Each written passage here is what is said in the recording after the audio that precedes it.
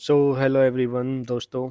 आज है रीजनिंग का पार्ट 6 बढ़िया 10 क्वेश्चन के साथ में। आज वीडियो थोड़ी लंबी होने वाली है क्योंकि क्वेश्चन की लेवल जो है थोड़ा सा अप करा है मैंने। एक भाई ने कल कमेंट किया था कि थोड़ा लेवल अप कर दो, अगर 2026 में टीसीएस ने क्वेश्चन हार्ड बना दिए तो हम कैसे करेंगे, तो मैं थोड़ा लेवल अप कर रहा हूँ। स्टार्टिंग करेंगे इनइक्वालिटी से और एंड करेंगे पजल से। ठीक है, स्टार्ट करते हैं पहले क्वेश्चन के साथ में। इनइक्वालिटी के आज क्वेश्चन ज़्यादा है, मैं आपका कॉन्सेप्ट बिल्कुल क्लियर कर देना चाह रहा हूँ।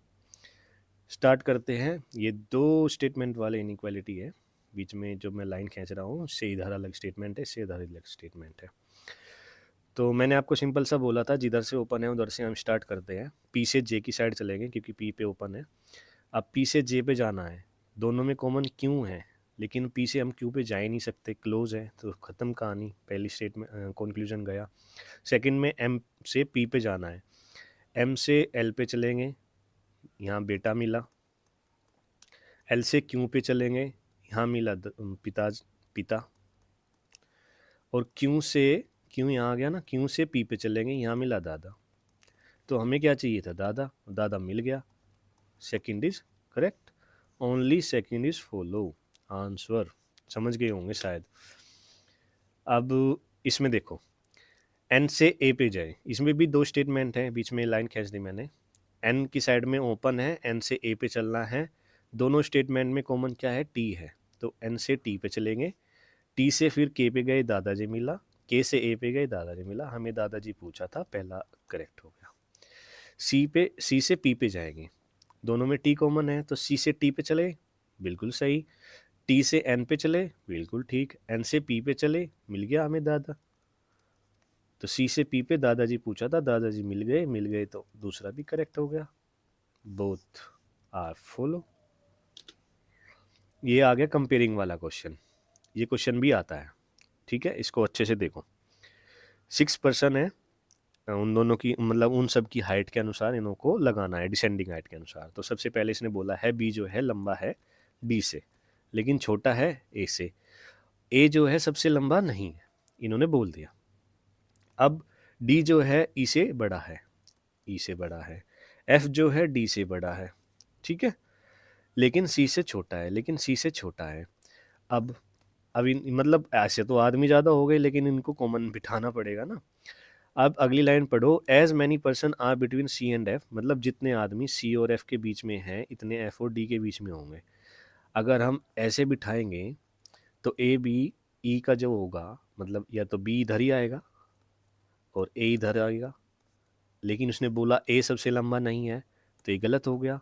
अब हमको कैसे बिठाना है, सी सबसे लंबा करना है, फिर ए करना है, फिर एफ करना है, और फिर बी जो है डी से लंबा है, और डी जो है ई से लंबा है। ये आएगी करेक्ट सीक्वेंस। सी और एफ के बीच में एक है, एफ और डी के बीच में एक है। अब इसने पूछा है सी से छोटे कितने हैं, सी से छोटे कितने हैं, 1 2 3 4 5, तो answer more than 5, more than 4। In the number 4 7 9 4 8 6 5 5 3, इसमें इसने बोला है कि ओड जो डिजिट है उसमें से एक सब्ट्रैक्ट करना है, और इवन जो डिजिट है उसमें से दो सब्ट्रैक्ट करना है। इवन में से दो गया, दो। सात में से एक गया, छः। नौ में से एक गया, आठ। चार में से दो गए, दो। आठ में से दो गए, छः। छः में से दो गए, चार। पाँच में से एक गया, चार। एक गया, चार। तीन में से एक गया, दो। अब इसने बोला है कि what is will be the sum of the digit, मतलब इनका सम बताना है जो डिजिट सेकंड है लेफ्ट साइड से, फोर्थ और सिक्स्थ। तो 6 + 2 + 4, 6 4 10 और 2 12, आंसर आ गया। अभी तक तो इजी चल रहा है, अब थोड़ा सा लेवल अप होना स्टार्ट होगा। ये मैंने क्वेश्चन लिए है IBPS क्लर्क प्री, ठीक है। देखो 8 पर्सन है, seat around a circular table facing inside the centre. तो ये तो TCS वाला ही लेवल है जो DSSP में पूछा जाता है। 8 आदमी बिठा दिए, मैंने 2 सर्कल इसलिए लिए है कि इसमें 2 केस बनेंगे, 1 2 7 और 8। सब सेंटर की साइड में है तो कोई प्रॉब्लम नहीं है। ई जो है सेकंड राइट में बैठा है सी के, सी नीचे बिठा दो, दोनों साइड ई सेकंड राइट में है, ई सेकंड राइट में है। 2 person sit between E and A, 1 और 2 ए, 1 और 2 A. F is not an immediate neighbour of G। F जो है G का इमीडिएट नेबर नहीं है। ये लाइन कहीं भी कनेक्ट नहीं हो पा रही, इसलिए इस लाइन को छोड़ दो। B seat opposite to D, ये लाइन थोड़ा कनेक्ट हो जाएगी, मैं बताता हूँ कैसे। B और D एक दूसरे के अपोजिट है। देखो A के अपोजिट B और D आ नहीं सकते क्योंकि A बैठा है, यहाँ पे E बैठा है, इसके अपोजिट नहीं आ सकते। यहाँ पे C बैठा है, इसके अपोजिट नहीं आ सकते। दो ही जगह खाली है जहाँ B और D आ सकते हैं, तो B को यहाँ रख लो और D को यहाँ रख लो। अपोजिट भी रख सकते हैं, B को यहाँ D को यहाँ रख सकते हैं, लेकिन मैं ऐसे रख लिया, अभी बता दूंगा। इसमें रख लो, D को यहाँ रख लो, B को यहाँ रख लो, ठीक है। यहाँ पे C के पास B आ गया, यहाँ पे C के पास D आ गया। इसके अलावा कहीं अपोजिट की रखने की ज़रूरत। अब D और H जो है इमीडिएट नेबर नहीं है। देखो H यहाँ नहीं आ सकता, H यहाँ नहीं आ सकता, H या तो यहाँ आएगा, H या यहाँ आएगा। अब H से रिलेटेड जोन सी लाइन है वो देखो, G जो है सेकंड लेफ्ट में है H के।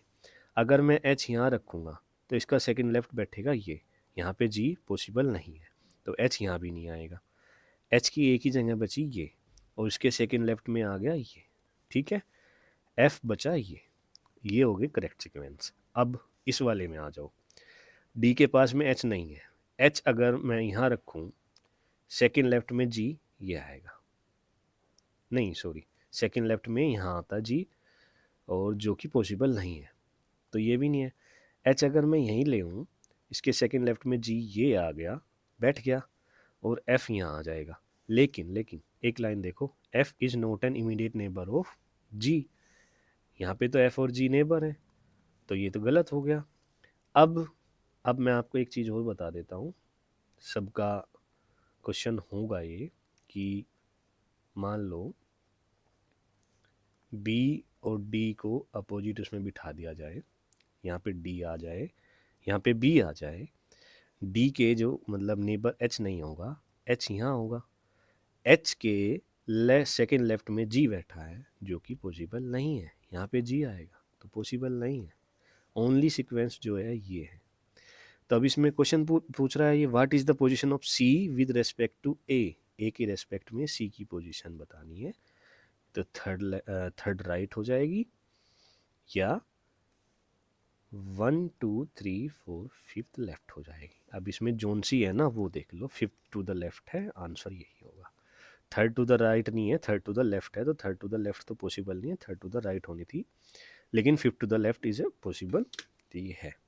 ये क्वेश्चन है वो थोड़ा सा लेवल अप वाला, इसमें भी 8 आदमी बैठे हैं, और ये क्वेश्चन बनेगा 2 केस तो बिल्कुल लेगा, पहले केस में नहीं बन पाएगा। देखो इसमें है 8% है अराउंड ए सर्कुलर टेबल, और जो इसमें से है some of them facing inside, some of them facing outside, ठीक है। बनाते हैं, 1 2 3 4 5 6 7 8, 1 2 3 4 5 6 7 8। स्टार्ट करते हैं। H जो है third to the right of K, तो हमने पहले K बैठा दिया, K के थर्ड राइट में 1 2 3 H आ गया, यहाँ पे भी K बैठा दो, इसके थर्ड राइट में H आ गया। Both face the same direction, इसमें हमने दोनों को अंदर करके बैठा दिया, इसमें दोनों को बाहर। अब बाहर करेंगे तो H इधर आएगा फिर, ठीक है, क्योंकि ये राइट हो जाएगा ना K का। I seat opposite K, I K के अपोजिट है, लेकिन फेस भी अपोजिट डायरेक्शन में है, तो हमने एक बाहर को बिठाया था, एक अंदर को, इसके अपोजिट I होगा, ये अंदर को है तो ये बाहर को। F sit opposite D, who sit second to the left of E। F जो है D के अपोजिट है और E के सेकंड लेफ्ट में है, मतलब D जो है E के सेकंड लेफ्ट में है। अब देखो D यहाँ आ सकता है और F यहाँ आ सकता है, दो जगह बची है अपोजिट बैठाने की, तो दो ही जगह बैठा सकते हैं, लेकिन पहले ये देखो कि वो E को बैठाने के बाद में सेकंड लेफ्ट में कैसे आएगा। अगर E यहाँ बैठा दिया तो D यहाँ आ जाएगा, सेकंड लेफ्ट बोला, second right, who is second to the left of E, नहीं, तो ये नहीं होगा, यहाँ पे तो बैठ ही नहीं पाएगा, ये तो राइट बैठता है। अगर F seat opposite to D, who seat second to the left of E, ठीक है। E faces opposite direction as immediate neighbour of E faces opposite direction as E faces, तो हम बैठा सकते हैं। अब आपको समझाऊंगा क्यों। देखो ये एफ आ गया, इसने बोला है ई के जो नेबर है वे अपोजिट डायरेक्शन में फेस कर रहे हैं, जैसे में ई कर रही है, तो ई को बाहर करना पड़ेगा तभी के अंदर करेगा और ये भी अंदर करेगा। अब इसने बोला है कि जी जो यहाँ पे बिठाओ, यहाँ पे, सॉरी मैं ये वाला सब भूल ही जाता हूँ। एच का पूछा था ना, एच बिठा दिया हमने, आई बैठा दिया, अब डी और एफ का पूछते हैं। तो देखो डी हाँ अगर यहाँ बैठा दें हम, और सेकंड लेफ्ट में ई यहाँ बैठाए, ई नहीं, डी यहाँ आएगा, एफ यहाँ आएगा, ई यहाँ आएगा, ई अंदर को होगा तभी तो सेकंड लेफ्ट में आएगा, और ये दोनों बाहर को होंगे, ठीक है। अब G seat third to the right of D, third right of D, not an immediate neighbour of I and K, ठीक है।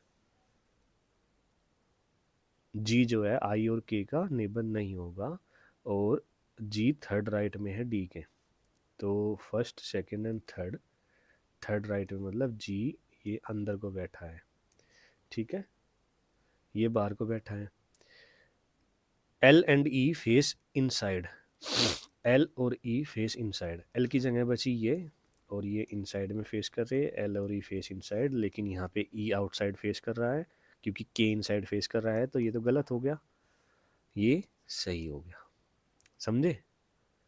अब ये सीक्वेंस अगर आपने पहली बार में बना ली तो आपको रीजनिंग में कोई पीछे नहीं कर पाएगा, टीसीएस में तो कोई नहीं कर पाएगा, बैंकिंग में प्री लेवल तक आप अच्छे हो, मेंस का मैं बता नहीं सकता भाई, मेंस मैंने दिया नहीं। जी अच्छा ये इनइक्वालिटी का है, एक और आ गया, ये मैंने पता नहीं पहले क्यों नहीं रखा, इसमें दो कंक्लूजन है। अच्छा इसमें मैंने कुछ बताने वाला था, हाँ इसलिए मैंने पहले लाइन में नहीं रखा है, पहले स्टेटमेंट पढ़ो, GHIEF, ठीक है। अब कंक्लूजन में आओ, जी और एफ, जी की साइड से ओपन है, जी से एफ पे जाना है, जी से एच पे गए पिताजी मिले, एच से आई पे बेटा, आई से ई पे दादा, ई से एफ पे गए पिताजी, तो जब दादा मिल गए तो खत्म हो गई कहानी, जी से एफ करेक्ट है, ठीक है। एफ और जी और एफ इक्वल है, तो इक्वल तो हो ही नहीं सकते क्योंकि ये मिल गए यहीं स्टार्टिंग में, यही मिल गए तो इक्वल तो हो ही नहीं सकते, तो गलत है। अब मुझे जो समझाना था वो देखो, अगर यहाँ भी ऐसे होता और ये क्वेश्चन पूछा होता तो इसमें पहला भी गलत होता क्योंकि जी ऐसे आता और दूसरा भी गलत होता, ठीक है। तो जब दोनों गलत होते ना और आइदर वन और सेकंड फॉलो वाला ऑप्शन होता तो हम आइदर और पे जाते हैं इसमें। कैसे, आप ये देखो, ये दो अलग अलग कंक्लूजन है, G is greater than F, F is equal to G या जी इक्वल टू एफ, कुछ भी कह लो एक ही बात है। तो इसमें G is greater than and equal to F, अगर ये सही है, अगर ये ट्रू है तो आइदर और, आइदर फर्स्ट और सेकंड फॉलो। और ये ट्रू कब होता, जब यहाँ पे भी I is greater than equal to E होता तो ये ट्रू होता। कैसे, देखो जी एच पे गया, ग्रेटर देन इक्वल टू आया, एच इक्वल टू आई आया, तो ये तो कुछ काम ही नहीं करता, जब पिताजी आ गया तो बेटे का तो कोई काम ही नहीं है। आई से ई गया, पिता आ गया, ई से एफ गए, पिता आ गए, और जब हर जगह पिता है तो मतलब जी से एफ पे भी पिता होंगे, पूछा भी हमने पिता ही है और मिला भी हमको पिता ही है, तो ये ट्रू हो गया।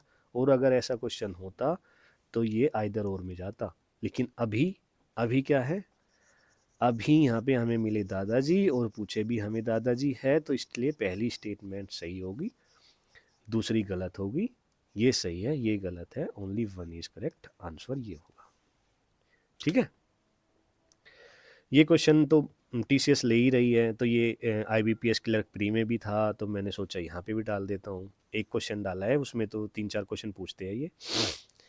How many such digit are there in above arrangement which are immediately followed by a symbol. Digit पूछा है, मतलब नंबर पूछा है जिससे पहले सिंबल हो, वो जिसके बाद में सिंबल हो, जिसके पहले कॉन्सोनेंट हो। ठीक है, ऐसा कौन सा है? ये रहा, डिजिट के पहले कॉन्सोनेंट बाद में सिंबल। एक, डिजिट के पहले कॉन्सोनेंट बाद में सिंबल।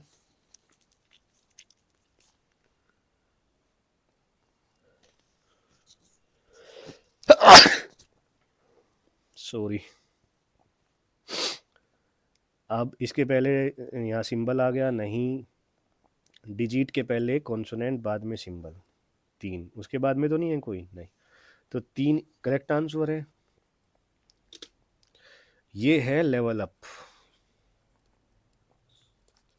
अब इसको करो ध्यान से, पता लगेगा कैसे क्वेश्चन है और इसमें केस बनते हैं, कैसे बैंकिंग वाले करते हैं।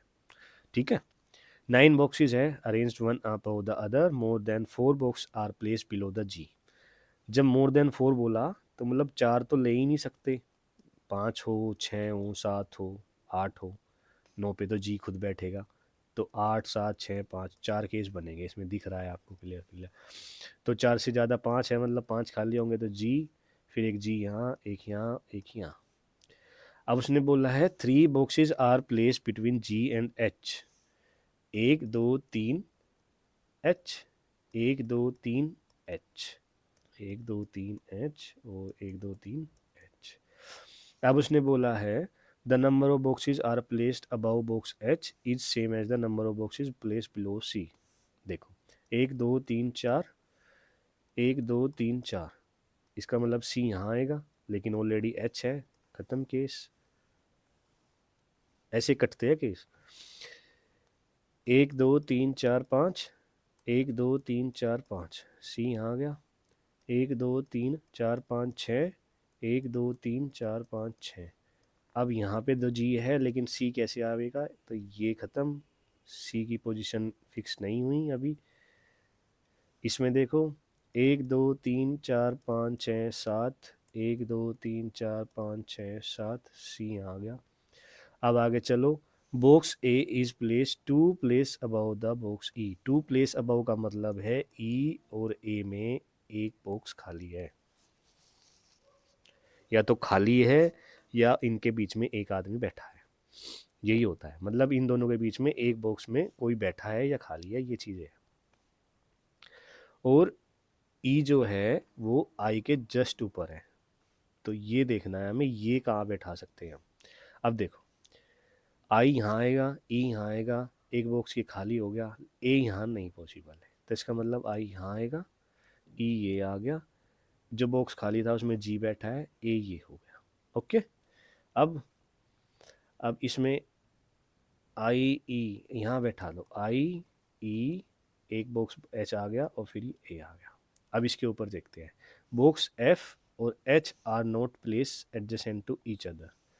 ठीक है, हम कहीं भी बिठा सकते हैं बॉक्स एफ को, एडजेसेंट तो नहीं है, यहाँ पे नहीं बैठेगा, बॉक्स एफ यहाँ नहीं बैठेगा, यहाँ नहीं बैठेगा, इसका मतलब बॉक्स एफ यहाँ बैठेगा। अब इसके आगे वाली line, box B is place above box D but place below box E. देखो, अगर बॉक्स बी को यहाँ बिठा दूंगा तो डी के ऊपर कैसे होगा? डी तो यहाँ कहीं आएगा ही नहीं, तो केस ख़त्म करो, समझे ना? जब ई यहाँ है, उसने बोला ई के नीचे हो डी के ऊपर हो, तो डी कहाँ बैठेगा जब एक ही जगह खाली है? लेकिन यहाँ बैठेगा, ई के नीचे बी आ गया और डी के ऊपर बी आ गया। करेक्ट सीक्वेंस है। इसमें 5 क्वेश्चन थे भाई, ये IBPS PO प्री। कॉन्ग्रेचुलेशन, आपने PO प्री का क्वेश्चन कर लिया है। करेक्ट सीक्वेंस ये बनी है। आपको देखना, 4 केस बने थे, लेकिन एक अगली लाइन कूदते ही 2 केस ख़त्म हो गए, फिर उससे अगली लाइन कूदी तो एक केस हो गया, और फिर उससे अगली लाइन में क्वेश्चन ख़त्म हो गया। मात्र 1 मिनट लगी होगी इस क्वेश्चन को करने में, इससे ज़्यादा नहीं लगी। ये भी एक पज़ल है बढ़िया, नवंबर जनवरी फरवरी में ऑलरेडी लिख के लाया हूँ ताकि टाइम बच जाए, क्योंकि इसमें टेबल बनाने में बहुत मुश्किल होती है। अच्छा, अब स्टार्ट करते हैं सीधा। इन्होंने बोला है 8 पर्सन है जो ऐसे ऐसे बैठे हैं और मंथ वाइज, लेकिन necessary in the same order नहीं है। P was born in a month having even number of days. Even number क्या है? ये रहा, तो P यहाँ बिठाओ, पी ये बैठा, फिर ये बैठा और फिर ये बैठा। अब इसमें ध्यान से पढ़ना एक चीज़ है, U was born 1 month before P, 1 month बोला है उसने, तो 1 मंथ कहाँ है, 1 मंथ नवंबर से पहले अक्टूबर आता है, 1 मंथ बिफोर पी, सितंबर से पहले अगस्त आता है, 1 मंथ बिफोर पी, लेकिन अप्रैल से पहले जनवरी नहीं आता, जस्ट पहले बोला है उसने, 1 महीने पहले। यानी कि अगर मैं जुलाई में पैदा हो रहा हूँ तो मेरे से 1 महीने पहले जून में यू पैदा हुआ है, तो यहाँ पे तो जैन आ गया, यू तो यहाँ पॉसिबल ही नहीं है, तो ये तो केस ही ख़त्म हो जाएगा। समझे आप, उसने मंथ बोला है, उसने बोला नहीं एक आदमी पहले या जस्ट पहले, जस्ट पहले बोलता तो हम बैठा सकते थे एक बार, लेकिन उसने मंथ दे दिया, तो मंथ 1 मंथ पहले तो है नहीं, अप्रैल से 1 मंथ पहले मार्च आता है और मार्च यहाँ कहीं मेंशन नहीं है, तो ये केस तो ख़त्म। ठीक है, मैंने ये बोला था कि मंथ और पर्सन में डिफरेंस होता है, अगर 1 मंथ बोला तो मतलब सितंबर से पहले अगस्त आता है, अगर एक पर्सन बोलता तो हम बैठा सकते थे 1 पर्सन पहले, समझे, हम यहाँ पे बैठा देते अगस्त से 1 पर्सन पहले, मतलब या 2 पर्सन पहले, तो अगर हम अगस्त से अप्रैल में बैठा देते हैं हम, लेकिन पर्सन में और मंथ में डिफरेंस है। As many person were born before V is same as a person, देखो इसने बोला जितने पर्सन वी से पहले उतने ही पर्सन वी के बाद में, ठीक है, वी के बाद में नहीं, डब्ल्यू के बाद में, सॉरी आफ्टर डब्ल्यू। अब ये लाइन हमें पता ही नहीं है, इसको कनेक्ट कैसे करेंगे, लेकिन इससे अगली वाली लाइन कनेक्ट कर सकते हैं, V was born 3 month after Q, 3 month, 3 month का गैप किस में है, कंटिन्यू है, अगस्त सितंबर अक्टूबर नवंबर दिसंबर नहीं है, अप्रैल मई नहीं है, मई जून जुलाई अगस्त, या तो यहाँ बैठेगा क्यों वी, ठीक है, या जनवरी से अप्रैल में यहाँ बैठेगा क्यों वी। अब इसने बोला है वी से पहले जितना है 1 2 3, 1 2 3 डब्ल्यू ये आ गया, ठीक है। अब देखो 2 person were born between R and S who was born after R, तो यहाँ पे तो देख लो डब्ल्यू, एक ये आ गया डब्ल्यू। अब उसने बोला 2 आदमी बोर्न बिटवीन आर और एस, एस जो है आर से बाद में पैदा हुआ है, 1 2 3, अगर मैं आर को यहाँ ले या यहाँ ले, एस को यहाँ ले, तो 1 2 3 4 5 आदमी आ रहे हैं, कोई भी पॉसिबिलिटी नहीं है आर और एस के बीच में हम 2 आदमी भी ले आए, तो ये ख़त्म। लेकिन यहाँ आ सकते हैं आर एस, अब बचा क्या, P Q R S T बचा, करेक्ट सीक्वेंस। एक बार फिर कॉन्ग्रेचुलेशन, आपने IBPS PO प्री का पेपर का क्वेश्चन कराया है और इस क्वेश्चन को हार्ड मानते हैं। ये 5 क्वेश्चन आए, इसमें से 5 क्वेश्चन इसमें से थे और 5 क्वेश्चन इसमें से थे, तो आपने 10 क्वेश्चन कर लिए विद इन 2 से 3 मिनट, ठीक है। इतना हार्ड क्वेश्चन आता है IBPS PO में, हार्ड भी आते हैं लेकिन वो तब है जब आप प्रैक्टिस कर लोगे तो इजी हो जाएगा, ये इतना हार्ड क्वेश्चन है नहीं, आपको केस बनाने पड़ेंगे, आपने 3 केस बनाए 1 2 3, और आपको मंथ वाला चीज़ें समझ आ गई होगी। उसने बोला है, देखो उसने बोला है पी जो है 1 महीने पहले पैदा हुआ है यू से, मैं उल्टा बोल रहा हूँ, यू जो है 1 महीने पहले पैदा हुआ है पी से, तो पी और यू में क्या था, यहाँ पे तो 3 महीने का गैप है, यहाँ पे है 1 1 महीने का गैप, ये रहा जस्ट पहले यू और जस्ट पहले यू, तो ये दोनों करेक्ट होगा ना, ये तो पहले गया। अब इसमें आर और एस में हम 2 बैठा ही नहीं सकते, ये तब गया, आर और एस में 2 बैठ गए, बचा टी ये बैठ गया, करेक्ट द सीक्वेंस, खत्म। Thank you very much, I hope आज थोड़ा सा डिफ़िकल्ट थे, लेवल थोड़ा अप था, आपको समझने में टाइम लगेगा, वीडियो को थोड़ा पॉज कर लेना, समझ लेना, एक बार और देख लेना, अगर कोई प्रॉब्लम आई तो प्लीज़ कमेंट करके बता देना, हो सके तो सब्सक्राइब कर देना।